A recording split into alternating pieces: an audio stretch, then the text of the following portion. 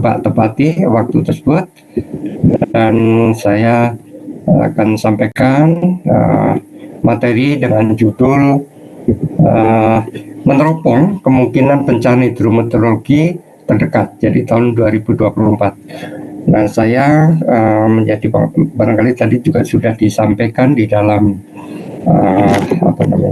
pembacaan CV tadi, CV singkat tadi, saya di Fakultas Ilmu dan Teknologi Kebumian FITB ITB, khususnya di program studi meteorologi, kakak atau kelompok kaliannya Sains Atmosfer, dan saya juga salah seorang penggiat meteorologi dan klimatologi agar masyarakat itu makin melek cuaca, musim, dan iklim di media sosial dan media massa.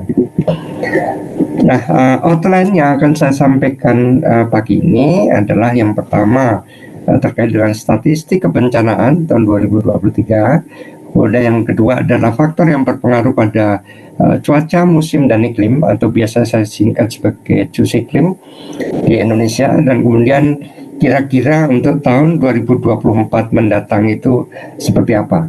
Nah, harapan saya meskipun nanti saya akan menyampaikan hal-hal yang sifatnya global gitu ya, nanti bisa diperdalam gitu ya oleh para pembicara selanjutnya, dan juga nanti bisa pada saat tanya jawab kita bisa berinteraksi lebih lanjut gitu ya. Nah, pelaksanaan kegiatan ini, webinar ini sebenarnya juga berkaca dari tahun-tahun sebelumnya, jadi bahwa di sekitar tanggal 31 Desember, tanggal 1 Januari itu sering terjadi bencana hidrometeorologis, misalkan yang terjadi di Jakarta. Kita berkaca pada misalkan peristiwa di Jakarta beberapa tahun yang lalu, itu banjir besar terjadi. Nah, moga-moga nanti ada pembicara yang juga membahas tentang hal ini. Saya hanya globalnya saja sampai musim pertama, jadi DJF khususnya ya, tahun DJF 2023, Desember 2023, dan kemudian Januari Februari tahun 2024. Nah, mungkin juga nanti saya akan sampaikan sampai bulan Mei kira-kira ya, berdasarkan berbagai macam informasi yang saya olah begitu. Nah, ini adalah data kebencanaan kita ya, yang dirilis oleh BNPB sampai dengan hari kemarin ya, kemarin sore itu jumlah kejadian bencana alam di Indonesia itu ada 4.887 ya, dengan rincian seperti terlihat pada gambar di samping ya, kotak di samping itu. Jadi banjir misalkan tahun 2023 dari tanggal 1 Januari sampai 27 Desember 2023 itu ada 1.138. Kemudian cuaca ekstrim itu 1.144, lalu tanah longsor 572, karhutla 1802, meskipun berita tentang karhutla ini tidak begitu mengemuka ya. Kemudian 31 gelombang pasang dan abrasi, lalu 29 gempa bumi, 168 kekeringan, lalu ada erupsi gunung api sebanyak 3 kali, dan tsunami tidak ada sama sekali.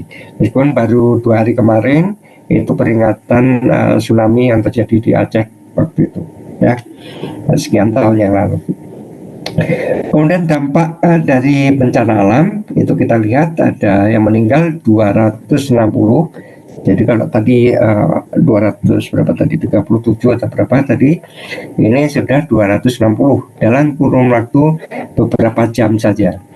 Kemudian menderita dan mengungsi ya, itu 8,6 juta jiwa, lalu 33 hilang, dan 5.000 sekian itu luka-luka. Nah, kalau kita lihat dampak bencana itu entah rumah yang rusak ya dengan total kerusakan 32.000 sekian, lalu fasilitas yang rusak baik pendidikan, ibadah maupun kesehatan itu 813. Nah, ini distribusi dari warna-warna ini menunjukkan distribusi dari jumlah bencana yang terjadi di wilayah tersebut ya. Nah, kita lihat faktor yang berpengaruh pada cuaca, musim, dan iklim untuk wilayah Indonesia itu ada pemanasan global. Nah, sekarang sudah mulai para ahli atau sebagian dari presiden atau pemerintah, kepala pemerintahan suatu negara sudah menyebut sebagai pendidikan global, ya. Bahkan Sekjen PBB Guterres itu menyatakan beberapa waktu yang lalu ini pendidikan global. Dan juga perubahan iklim, ya, ini topik yang seringkali muncul, dan kami juga sudah melaksanakan kegiatan tersebut, ya, webinar-webinar terkait dengan masalah perubahan iklim sekaligus juga penelitian tentang perubahan iklim. Kemudian yang kedua, ENSO, baik El Nino, La Nina, Southern Oscillation itu konvensional dan motoki, ya. Kemudian ada dipol mode positif dan negatif, lalu ada monsoon, baik kalau wilayah kita itu Asia maupun Australia. Kemudian ada MJO, Madden-Julian Oscillation, lalu ada cold and warm surge, dan lain-lain, ya. Jadi ada gelombang-gelombang dan sebagainya. Nah, kalau gelombang-gelombang, osilasi-osilasi yang atau variabilitas yang sifatnya harian gitu, itu akan banyak diperhitungkan ketika membahas cuaca gitu, ya, cuaca dalam kurun waktu yang dekat gitu. Tetapi kalau makin panjang fenomenanya, periodisitasnya, tentu dari mulai atas tadi, ya, jadi dari pemanasan global, perubahan iklim, ENSO, dan seterusnya, ya. Jadi itu bahasanya seperti itu.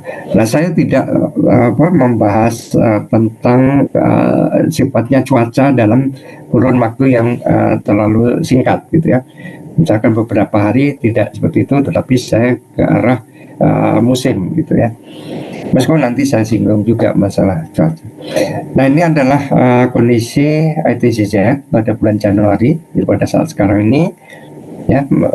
Ini matahari sudah beralih atau berbelok membalik lagi menuju ke arah lintang utara, meskipun baru mungkin beberapa derajat dari 23,5 derajat lintang selatan. Jadi ITCZ itu pertemuan dari massa udara, dan itu banyak perawanan yang terjadi di sana. Nah, kalau yang ini bulan Juli, ya. Jadi konsentrasi kita khususnya pada bulan Januari. Kemudian monsun, ya, ini adalah daerah-daerah monsun. Meskipun di sini kalau kita lihat tidak begitu jelas, ya, untuk wilayah Indonesia tidak begitu dirikan, meskipun ada gambaran monsun yang lebih baik dari ini. Tapi ini kita lihat, kalau misalkan di wilayah belahan bumi utara itu summer monsoon atau musim panas, bulan CCA misalkan. Kemudian pada saat belahan bumi utara musim dingin atau pada DJF, ya, itu. Dan juga sebaliknya, ya. Jadi pada saat belahan bumi selatan itu monsunnya adalah musim panas, sedangkan pada saat CCA itu adalah pada saat monsun musim dingin di belahan bumi selatan. Nah, ini pembagian tipe curah hujan di Indonesia. Jadi ini sangat penting karena pembagian ini lebih benar daripada pembagian yang dilakukan sebelum tahun 2022. Kenapa? Karena rentang waktu dari data yang digunakan itu sesuai. Jadi tahun 91 sampai 2020. Dan ini kita lihat ada yang kuning adalah tipe monsunal, yang hijau ekuatorial, dan yang merah itu adalah tipe lokal. Ya, distribusinya pola curah hujannya digambarkan seperti terlihat pada tabel-tabel yang ditunjukkan di dalam gambar. Kemudian ini kita lihat sampai tanggal 25 Desember kemarin itu anomali suhu permukaan laut, ya, di Samudra Pasifik, Samudra India, Samudra Atlantik, dan sekitarnya. Itu kita lihat untuk wilayah Samudra Pasifik ini anomali suhu permukaan lautnya cukup besar, ya, ya, sehingga mempunyai dampak yang cukup signifikan pada kondisi di wilayah kita. Meskipun di wilayah kita juga relatif suhunya, anomali suhunya juga cukup gitu ya. Jadi artinya dari mungkin antara 0, sekian sampai hampir 2 derajat Celcius. Oke. Nah kemudian ini kita lihat saat sekarang ini masih El Nino ya. Jadi kemungkinan yang terjadi yaitu pada bulan Juni sampai bulan Januari yang datang itu kering. Jadi ini adalah klimatologinya ya di wilayah kita, ini bulan Juni sampai Januari bulan depan itu masih kering. Nah, yang lain-lain ini kita Bapak Ibu bisa berdalam sendiri gitu ya. Kemudian ini adalah dipole mode. Jadi kalau ada dipole mode positif, ada dipole mode negatif, dampaknya seperti apa di wilayah Indonesia itu kita lihat seperti ini. Jadi kalau pada saat sekarang ini misalkan ya dipole mode positif, maka di wilayah perairan kita khususnya itu mengalami rada dingin gitu ya, dan itu khususnya di sebelah barat dari Sumatera ya, di sekitar ekuator itu relatif dingin dibandingkan dengan yang di pantai timur benua Afrika. Nah, dampaknya akan seperti ini. Nah, kita lihat kalau untuk MCO-nya ya, jadi dari tanggal 11 Desember kemarin ya sampai perakiraannya tanggal 24 Januari itu kita lihat wilayah kita adalah yang di region 4 dan 5 ini ya, kontinen maritim. Kita lihat bahwa ini ya, pada bulan Desember, jadi masih di sekitar ini masih di barat belahan bumi bagian barat dan Afrika ya, itu ya, jadi MCO-nya masih berada di wilayah sana. Kemudian ketika memasuki wilayah Indonesia itu kira-kira tanggal 14-an Januari sampai 19-an Januari itu dia relatif lemah ya, kalaupun ada agak menguat sedikit agak menguat menuju ke wilayah Indonesia bagian timur. Kemudian kalau kita lihat prediksinya ya, ini berdasarkan informasi yang saya peroleh dari Australia, Badan Meteorologinya Australia. Ini kita lihat, jadi anomali suhu permukaan laut di wilayah Nino 3.4 itu pada bulan Januari, jadi ini Desember ini masih pengamatan, kemudian nanti bulan Januari itu sudah prediksinya. Kita lihat ya bahwa bulan Januari itu puncaknya anomali Nino 3.4 ya, anomali SST-nya di Nino 3.4 ya, kemudian nanti menurun sampai bulan Mei, tetapi ini masih masuk dalam kategori El Nino meskipun menurun kekuatan. Jadi prediksinya seperti itu. Kemudian kita lihat secara lebih jelas dari beberapa instansi yang melakukan prediksi itu anomali SST-nya menunjukkan rata-rata penyimpangan dari SST itu sebesar 2 derajat Celcius. Jadi sangat kuat gitu ya. Kuat menuju sangat kuat El Nino-nya. Kemudian ini kita lihat IOD-nya. Itu kita lihat pada bulan Januari memang sudah menurun dibanding bulan Desember. Kemudian pada bulan Februari sampai bulan Mei itu sudah normal. Ya, IOD-nya sudah normal. Nah, kemudian ini kalau kita lihat prediksi dari beberapa instansi seperti yang tadi sudah disampaikan juga, instansinya dari BOM, Kanada, lalu Eropa, Prancis, Inggris, ya, itu menunjukkan penurunan nilai indeks IOD. Ya, jadi ini misalkan pada bulan Januari itu 0,7 sekitar itu. Nanti kita lihat kalau Bapak Ibu googling ya, itu bisa dijumpai di BOM Australia itu mengalami penurunan dari IOD tadi. Bahkan tadi dari prediksi yang dilakukan ensemble-nya juga menunjukkan penurunan menuju ke arah normal. Nah, ini adalah prediksi. Jadi NCO-nya pada bulan Januari nilai anomalinya 2, Februari 1,7 dan seterusnya sampai bulan Mei, dan kecenderungan semuanya menurun ya.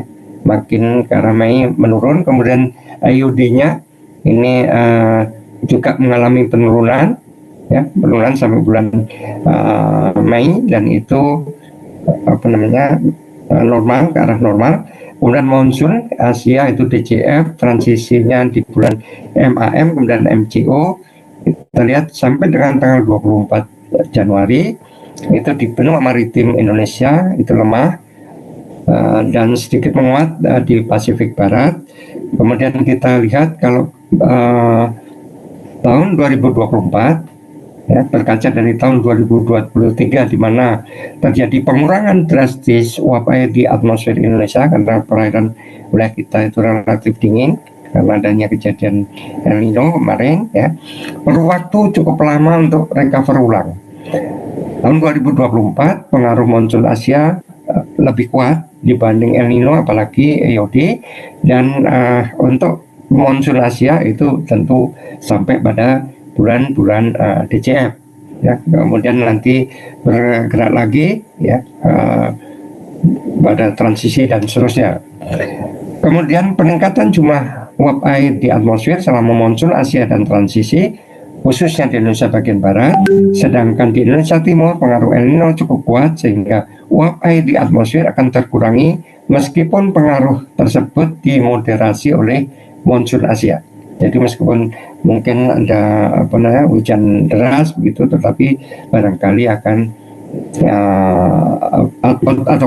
agak kering begitu, itu akan dimoderasi oleh adanya monsun Asia yang agak lebih basah gitu, ya, sehingga mungkin tidak terlalu kering begitu, ya.